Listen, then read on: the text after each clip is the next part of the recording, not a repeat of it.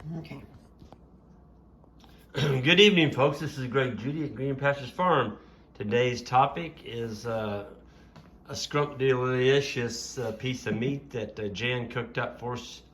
And I just wanted to share this with you. This is a sirloin tip. And I was going to have Jan explain kind of what she did here. We had this for supper tonight, dinner, whatever, and I just couldn't believe how tender and juicy it was. This is a 100% grass-fed off of Judy Farms and South Pole steer. And I'm telling you what, I don't know if I've ever had a tender, juicier piece of meat. And Jan, what have you done here? Well, so I have friends that have talked about sous vide, and I've not played with it. Over Christmas, I bought myself one of these contraptions, and that's about what it looks like. It's a cooking in water in a immersible bag. You fill this up so you've got your coils covered with water, and you put it on the side, tighten it up. I'm not going to go through all that, but well, I will, so I can plug it in and show you what it looks like. You put it in the corner. Yep.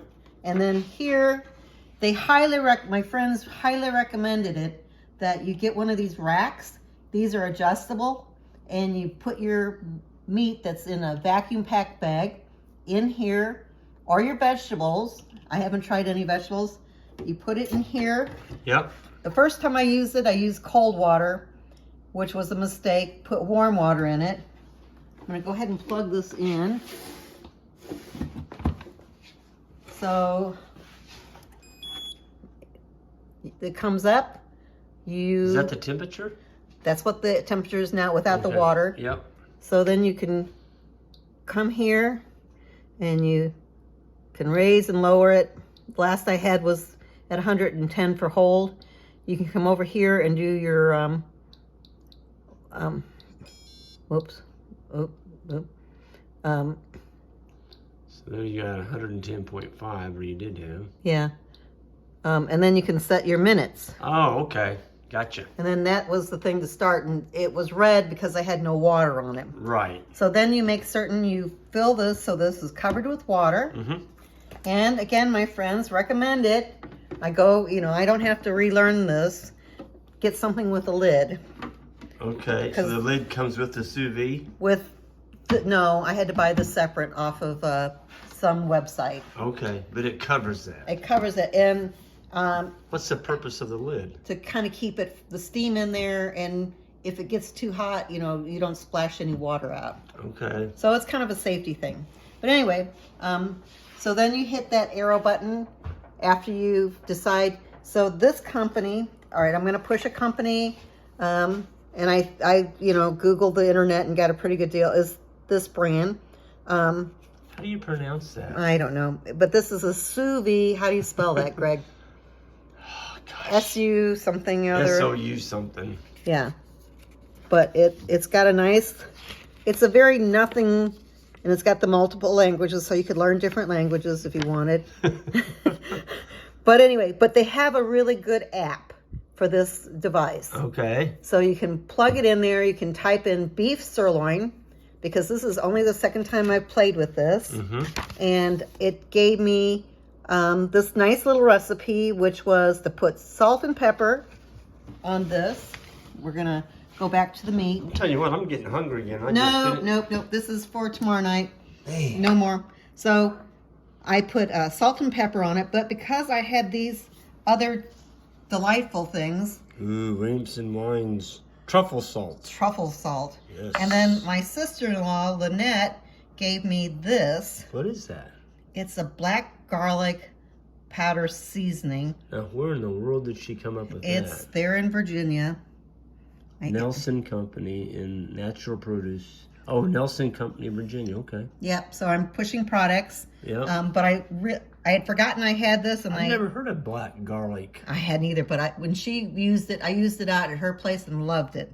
I'll be darned. So I seasoned both sides and I stuck it in the bag. The recipe said to put it in there for 15 hours at 330 degrees. 300. No, I'm sorry. I'm dyslexic. 130. Okay. 130. Woo! And then I had it set after 15 hours to hold at 110. Okay. So tonight when I came in from outside, I got my nice cast iron skillet. I threw some bacon grease in there. Yes, folks, bacon grease. Can't go wrong with that. And just because I want to kind of give it that crust, a little crusty look here, I threw more of the truffle salt. Okay. From Williams & Wine, that's from California. Really like their wines. And more of this black powder garlic. Threw that at the bottom of the pan with the grease, got it hot, threw that in there, put about 3-4 minutes, and then I flipped it over and did the same again, just so we got some color.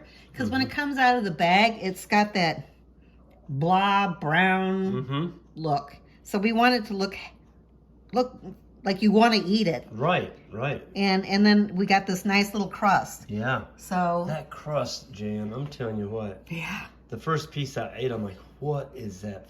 I mean, it was unbelievable. But juice, look at the juice in that meat. Yes, and I did throw some garlic because what's life without garlic? Gotta have garlic. Gotta have garlic. And then we had asparagus on the side, and it's not from our garden yet. It's just a little too cold. Yep. So we'll have it before long. Yeah. So that was dinner for tonight. And then you put some just plain. Just peppercorn. Yep. And this is that's Redmond salt. No, it's not. This is salt that I brought back when I was in Mongolia. Oh, that's Mongolian salt. Yeah, and again, ancient salts because they're cleaner than our other salts. Okay. So that's why it looks even rockier than normal because they don't really grind it over there. I'm telling you what, folks, there was Jana kept saying, there might be a tinge of a gristle piece, and I never felt anything. It was like eating. I'll be honest with you, it was like eating a filet mignon, except for the flavor was through the roof. Right. So what sous vide does is it helps tenderize. It helps, if I had put a marinade, it would help the marinade go in better. I didn't have to sit in here in the house all day worrying about it. I put it on last night so we could have dinner for today. And I just spent 7 minutes, or 8 minutes snapping asparagus, getting the grill hot, and getting the potatoes ready. Man, I'm telling you what, I think we're gonna like this sous vide thing. Yeah, my next cut of meat's gonna be lamb. Now, what cut of lamb are you gonna play with? Like whatever I pull out of the deep freeze. We got a leg of lamb out there. Well, yeah, I think I can get a leg of lamb in here. Yeah. So it's kind of like that. I can't do a chicken. That's too big for a chicken. Yeah. Or the chicken's too big for this, so I'll have to get a bigger container. But anyway, that's this is my second experience with sous vide. The first time was the pork chops, which they were very tasty. We just ate them all up and didn't have anything to do a video with. Well, that's pretty darn cool. I think the only thing missing was that we didn't have a glass of Williamson wine with it. Yes. Well, maybe we ought to just do we could have had some of this to go with the... We could still have a glass of that. There you go. Tonight, you and I. Yeah. Folks, this wine we get from California, we happened onto it through a friend. Your sister. Well, oh, yeah. John Marshall. Marshall. And this Williamson Wines, if you're ever in California around Sonoma Valley, I'm not a wine drinker, but Jan is. And I tell you what, that's the best wine I've ever drank. It's really good stuff. Anyway, back to the sirloin steak. Sirloin tip. I'm sorry, sirloin tip roast. I'm thinking steak. It just like eating some of the best steak you've ever ate, folks.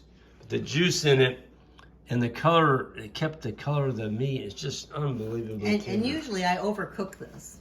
Normal. I'm telling you what, Jan, that's the best piece of meat I've ever put in my mouth. So, but anyway.